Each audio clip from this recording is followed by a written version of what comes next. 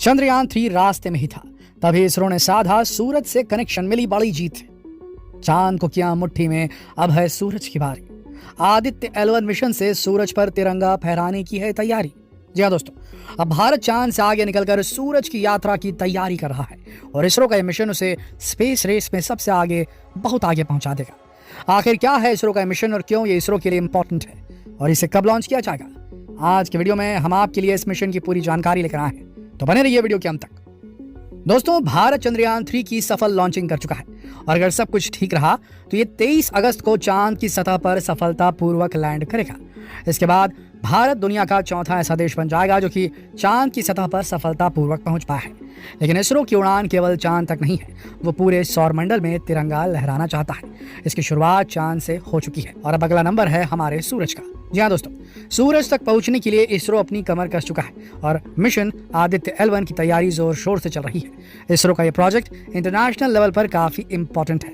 इसरो पिछले 10 साल से भी ज्यादा समय से इसकी तैयारी कर रहा है और अब यह मिशन पूरी तरह से तैयार हो चुका है। उम्मीद है कि इसे अगस्त के आखिरी सप्ताह में, सितंबर की शुरुआत में लॉन्च किया जा सकता है। इस मिशन के बाद सूर्य के पास स्पेसक्राफ्ट भेजने वाला दुनिया का चौथा देश बन जाएगा।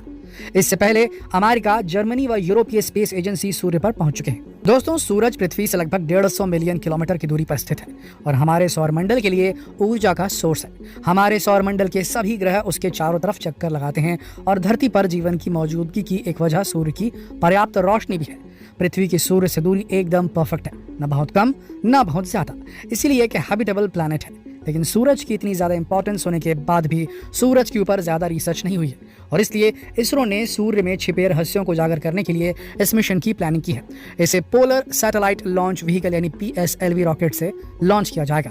इसकी टेस्टिंग का काम हो चुका है, साथ ही इसके साथ भेजे जाने वाले पेलोड की टेस्टिंग भी अपने आखिरी पड़ाव पर है, यानी कि इसरो तैयारी पूरी कर चुका है। अब बस इसे लॉन्च करने की देर है। अब आप सोच रहे होंगे कि आखिर इसरो चांद पर जाकर क्या पता लगाना चाहता है। ये स्पेसक्राफ्ट लैंगरहैंस पॉइंट 1 यानी कि L1 हॉलो ऑर्बिट में स्थापित किया जाएगा। ये पृथ्वी से 1.5 मिलियन किलोमीटर दूर है। L1 पॉइंट हॉलो ऑर्बिट पर सैटेलाइट स्थापित हो सकती है। यहाँ से सूरज को बिना किसी ग्रहण के देखा जा सकता है। इसरो का कहना है कि इस मिशन से सूरज के बारे में रियल टाइम में सूचनाएं प्राप्त की जा सकेंगी, जिससे सूरज के बारे में ज्यादा से ज्यादा जानकारी मिल पाएगी।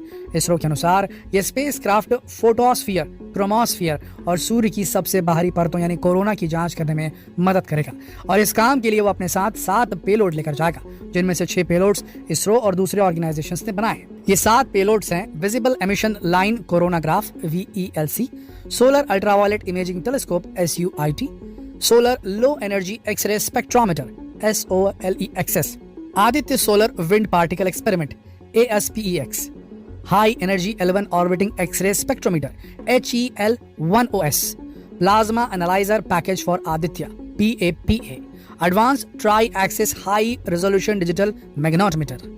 इनमें से केवल VELC को बनाने में 15 साल से ज्यादा का समय लगा दोस्तों, क्योंकि एक बहुत ही कॉम्प्लेक्स पेलोड है। यह सूरज की हाई रेजोल्यूशन पिक्चर्स कैप्चर करेगा। अब पहले ये समझ लेते हैं कि इस मिशन के खास उद्देश्य क्या है। यह मिशन सूरज की सबसे बाहरी परत यानी कि कोरोना की जांच करेगा। इसके साथ ये सोलर विंड की शुरुआत, उनके व्यवहार और उनके मूवमेंट के बारे में जानकारी देगा, यानी कि इस मिशन से स्पेस वेदर को समझने में काफी मदद मिलेगी। इसके अलावा ये भी देखा जाएगा कि अलग अलग लेयर्स पर किस तरह की घटनाएं हो रही हैं और उनका सीक्वेंस क्या है। साथ ही ये भी जानकारी मिलेगी कि इन सभी घटनाओं का सोलर विस्फोट की इवेंट पर क्या इफेक्ट पड़ता है। इसरो के मुताबिक शुरुआत में स्पेसक्राफ्ट को पृथ्वी के लोअर ऑर्बिट में एस्टैब्लिश किया जाएगा और बाद में ऑर्बिट को और अधिक इलिप्टिकल यानी अंडाकार बनाया जाएगा। इसके बाद स्पेसक्राफ्ट को ऑन बोर्ड प्रोपल्शन का उपयोग करके लैंगरहैंस पॉइंट L1 की ओर लॉन्च किया जाएगा। जैसे ही स्पेसक्राफ्ट L1 की ओर अपना सफर शुरू करेगा, वो पृथ्वी के गुरुत्वाकर्षण क्षेत्र से बाहर निकल जाएगा और अपनी मंजिल की ओर रवाना हो जाएगा। पृथ्वी के गुरुत्वाकर्षण क्षेत्र से बाहर निकलने के बाद क्रूज फेज की शुरुआत होगी और बाद में स्पेसक्राफ्ट को L1 के चारों ओर एक विशाल हेलो ऑर्बिट में स्थापित किया जाएगा। लॉन्च पॉइंट से L1 तक की कुल यात्रा में आदित्य L1 को लगभग 4 महीने लगेंगे। लैंगरहैंस पॉइंट असल में अंतरिक्ष का पार्किंग स्पेस है, जहां पर कई सैटेलाइट्स पहले से मौजूद हैं और अब यहां भारत का सूर्य यान धरती से करीब 15 लाख किलोमीटर दूर स्थित इस पॉइंट पर एस्टैब्लिश किया जाएगा। और इससे बड़ी ऐतिहासिक बात और क्या हो सकती है। इस जगह से वो सूरज पर रिसर्च करेगा। वो सूरज के करीब नहीं जाएगा क्योंकि सूरज के पास जाने से उसे नुकसान हो सकता है। इस पूरे मिशन को Indian institute of astrophysics Bengaluru द्वारा डिजाइन और तैयार किया गया है। इसके अलावा यूरोपियन स्पेस एजेंसी यानी ESA इसरो के सूर्य मिशन को सपोर्ट करने जा रही है। यह आदित्य L1 को ट्रैकिंग में मदद करेगी। इसके अलावा गोनहिली और कॉरो ट्रैकिंग एक्टिविटीज भी इसमें शामिल होंगी।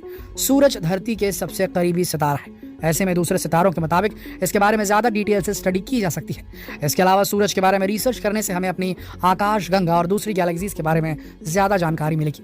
इसलिए इसरो इस मिशन को लेकर काफी एक्साइटेड है। दोस्तों, वैसे सूरज पर जाने वाला भारत पहला देश नहीं है। इससे पहले सूरज पर America, Germany, European space agency कुल मिलाकर 22 मिशन भेजे जा चुके हैं और इनमें से एक ही मिशन फेल हुआ और दूसरा थोड़ी मात्रा में ही सफलता हासिल कर पाया था। सबसे ज्यादा मिशन अमेरिकी स्पेस एजेंसी नासा ने भेजे। नासा ने पहला सूर्य मिशन पायनियर 5 साल 1960 में भेजा था। जर्मनी ने अपना पहला सूर्य मिशन 1974 में नासा के साथ मिलकर भेजा था।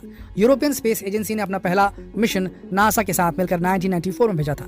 नासा ने अकेले 14 मिशन सूरज पर भेजे। इनमें से 12 मिशन सूरज के ऑर्बिट पर है, यानी कि सूरज के चारों तरफ चक्कर लगा रहे हैं। एक मिशन फ्लाई बाई है, दूसरा सैंपल रिटर्न था। नासा के पार्कर सोलर प्रोब ने अब तक सूरज के आसपास से 26 उड़ानें भरी हैं। हालांकि ये अब भी सूरज के तय ऑर्बिट में पहुंचने में समय लेगा क्योंकि अब भी रास्ते में ही है। नासा ने साल 2001 में जेनेसिस मिशन लॉन्च किया था। इसका मकसद था सूरज के चारों तरफ चक्कर लगाते हुए सौर हवाओं का सैंपल लेना। उसने सफलता हासिल की, सौर हवाओं का सैंपल लिया और धरती की तरफ लौटा, लेकिन यहाँ पर उसकी क्रैश लैंडिंग होती है। हालांकि नासा के वैज्ञानिकों ने अधिकतर सैंपल कलेक्ट कर लिया था, इसलिए इसे पूरी तरह से फेलियर मिशन नहीं कहा जा सकता। और अब इस लिस्ट में भारत का नाम भी शामिल होने वाला है। इसरो लगातार एक के बाद एक स्पेस मिशन लॉन्च करने में जुटा है। दोस्तों, आदित्य L1 के साथ ही गगनयान की तैयारी भी चल रही है, जो कि भारत का पहला ह्यूमन मिशन होगा, जिससे पहली बार कोई भारतीय भारत के स्पेसक्राफ्ट में स्पेस में जाएगा। उम्मीद है कि इसरो इसी तरह भारत के लिए कामयाबी की राह खोलता जाएगा और एक दिन हर ग्रह पर तिरंगा लहराता नजर आएगा। आशा करते हैं इस वीडियो से आपको कुछ नया जानने को मिला होगा। अगर ये वीडियो आपको इंटरेस्टिंग लगी तो इसे अपने तक बिल्कुल सीमित न रखें। जितना हो सके इस वीडियो को शेयर करें, फेसबुक पर, व्हाट्सएप पर, यूट्यूब पर।